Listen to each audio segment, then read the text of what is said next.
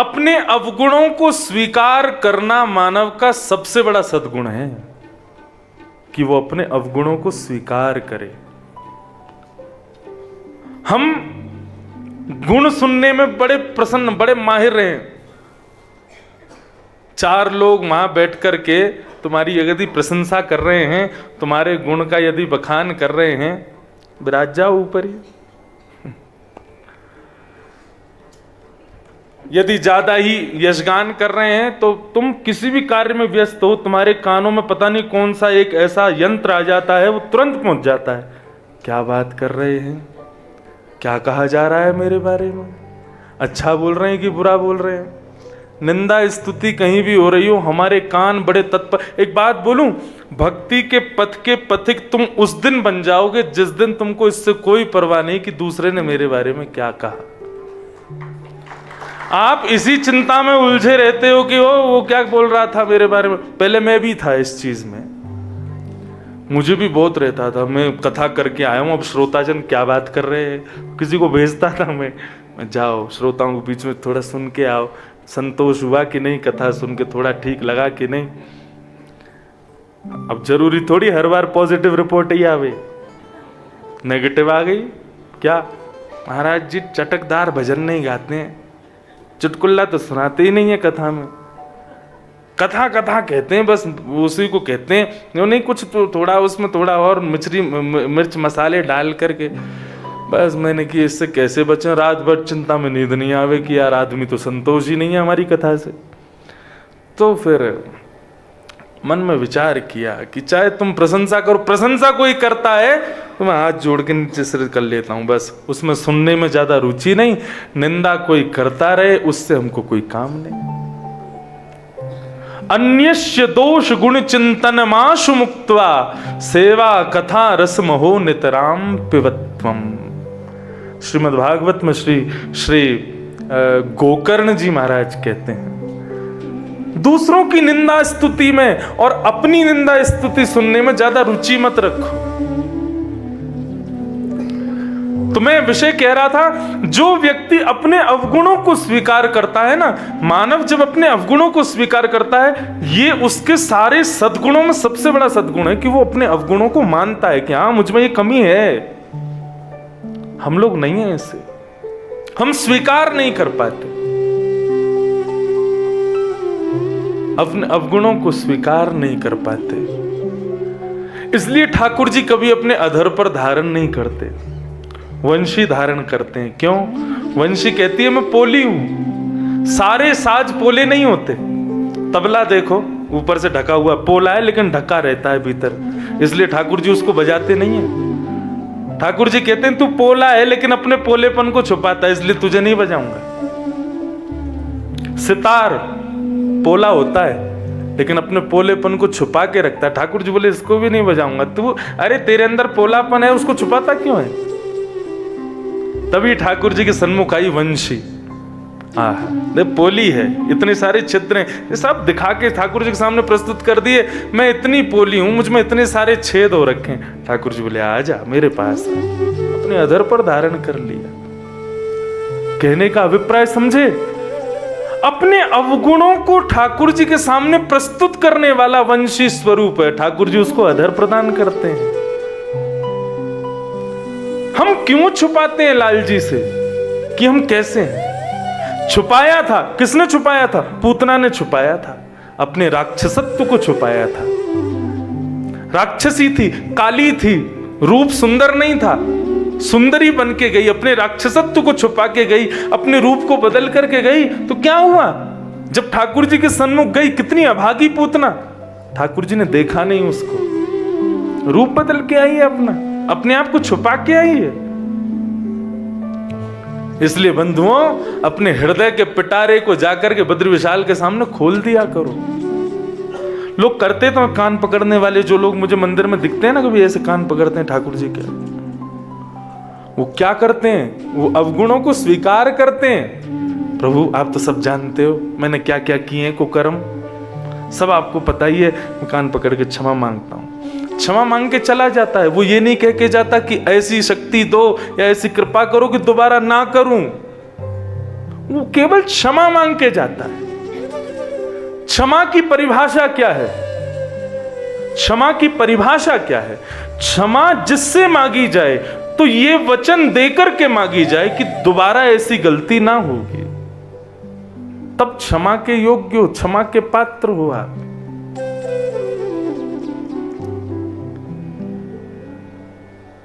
क्षमा के पात्र कब हो? जब अपने अवगुणों को दोबारा दोहराने की गलती नहीं करोगे, ऐसा कह के ठाकुर जी से जाओ। स्वयं को खोल दो ठाकुर जी के सन्मुख, बता दो हम कैसे हैं। वो तभी स्वीकार करते हैं। नारद जी महाराज ने वही किया बद्रीनाथ भगवान के सन्मुख। वे स्पष्ट कह देते हैं, भगवान मेरे अंदर अहमता ममता विद्यमान है, भले ही माया के द्वारा है। अब मैं भले ही वो बात एक विनोद में कह रहा था कि ठाकुर जी को दोष दे रहे हैं कि आपने शरीर दिया, आपकी माया से सब हुआ, लेकिन किसी भी प्रकार से सही नारद जी ने अपने अवगुणों को स्वीकार किया। भगवान कहते हैं अवगुण का स्वीकारीकरण जिस दिन होता है ना, उसी दिन से उस अवगुण पर काम करना शुरू हो जाता है, उस अवगुण को नष्ट करने की प्रक्रिया प्रारंभ हो जाती है जिस दिन अवगुण का स्वीकारीकरण होता है। नारद जी ने वही कहा, भगवान आप ही मुझे कोई योग बताओ, कोई मार्ग बताओ जिससे मैं आपको प्राप्त कर सकूं। तब भगवान कहते हैं, यदि तुम चाहते हो जानना कि संसार के समस्त विषय भोग विलास माया से दूर होकर के मेरी प्राप्ति यदि तुम करना चाहते हो, तो उसका एक ही योग मार्ग में तुम्हें बताऊं, और वो नवयोगेश्वर संवाद, जहां पर 9 योगेश्वरों ने राजा निमि को उनके प्रश्नों के उत्तर के स्वरूप में एक संवादात्मक भाव से भाव बताए हैं। उसी नवयोगेश्वर संवाद को केंद्र में लेकर के हम लोग आगामी 6 दिन तक कथा श्रवण करेंगे।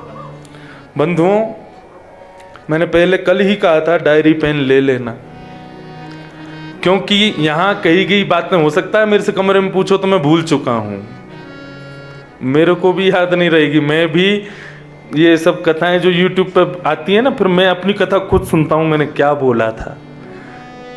आज पूज्य बापू बहुत अच्छी बात कह रहे थे, व्यासपीठ साधारण नहीं है, ये हमारी थोड़ी है, ये तो उसकी है जिसके नगर में हम आए हैं, वेद व्यास, हमारे पूर्वज। इस व्यासपीठ की पता नहीं एक अलग ही महिमा है। यहां बैठकर के वक्ता को पूर्व नियोजित होकर के आए ना, मैं ये बोलूंगा, और वो वही बोल दे तो समझना उसने कथा करी नहीं है। शून्य होकर के आए, बैठ जाए, और सामने श्रोताओं के मुखमंडल को देख करके जो शब्द निकले वो कथा है।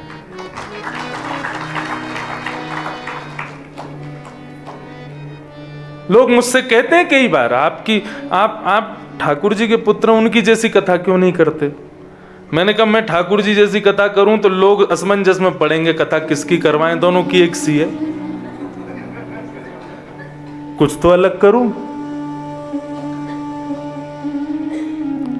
इसलिए मैं थोड़ी सी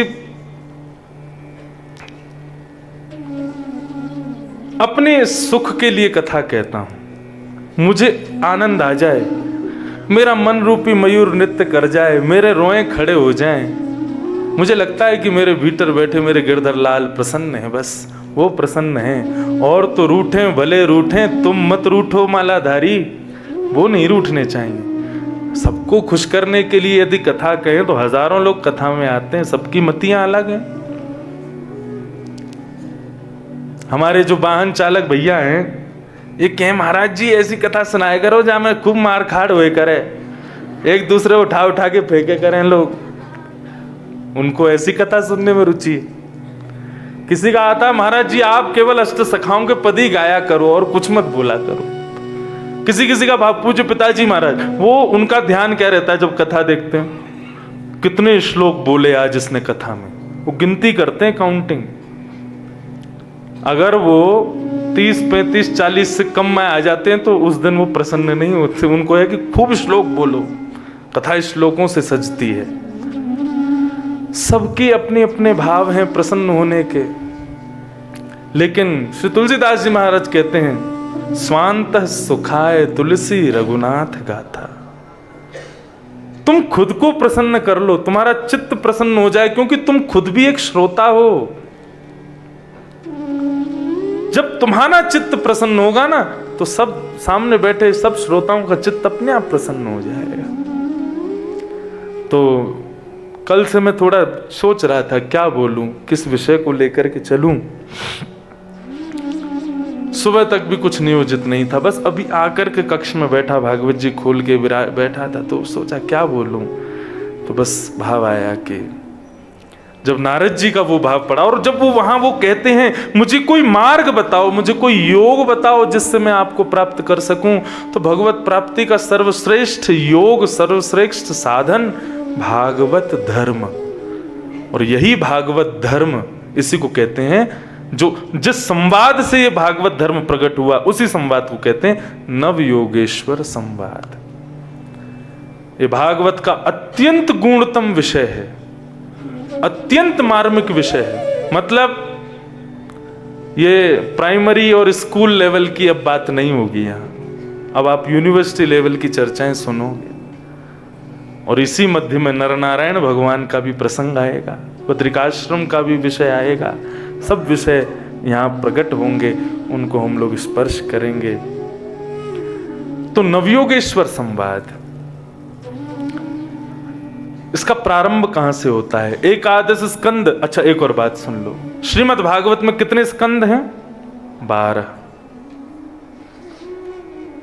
ये 12 अंग ही भगवान के 12 स्कंद हैं।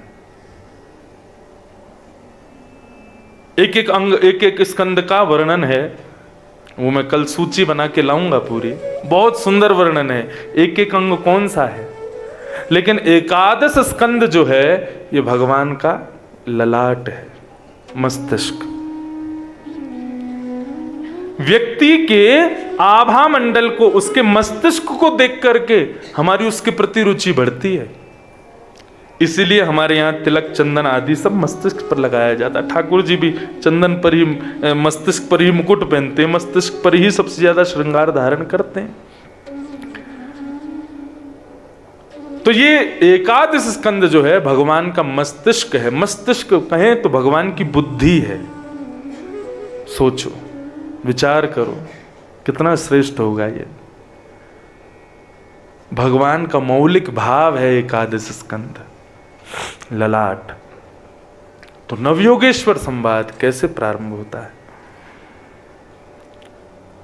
गोविंद भुज गुप्तायां द्वारवत्त्वां कुरुद्रः अवासीत् नारदो भीक्ष्णम् कृष्णोपासन लालसा कृष्णोपासन लालसा। गोविंद भुज गुप्तायाम द्वारवत्त्वाम कुरुद्रः अवासीत नारदो भीक्ष्णम कृष्णोपासन लालसा। भगवान द्वारिका से सबसे द्वारिका का त्याग करके भगवान कहां गए बताओ? हम कथा में बताते हैं ना, 7वें दिन भगवान एक ज्योति बन के प्रकट हो गए, 7 बार आकाश में भ्रमण करके भागवत में प्रविष्ट हो गए। और भागवत कहां प्रकट हुई? बद्रीनाथ। तो ठाकुर जी कहां आए द्वारिका से? सीधे बद्रीनाथ। और तो और स्वयं तो बद्रिकाश्रम आए ही भागवत में प्रविष्ट होने के लिए, अपने मित्र उद्धव को भी कहा गच्छोद्धव, तुम कहां जाओ? बोले मेरी पादुकाएं लेके जाओ, बद्रीनाथ में रहो, वही तुम्हारे लिए श्रेष्ठ स्थान है। ये साधारण नहीं है बंधुओं। अपनी समस्त लीलाओं को समेट करके, अपनी समस्त शक्तियों को समेट करके ठाकुर जी यहां विराजमान हुए।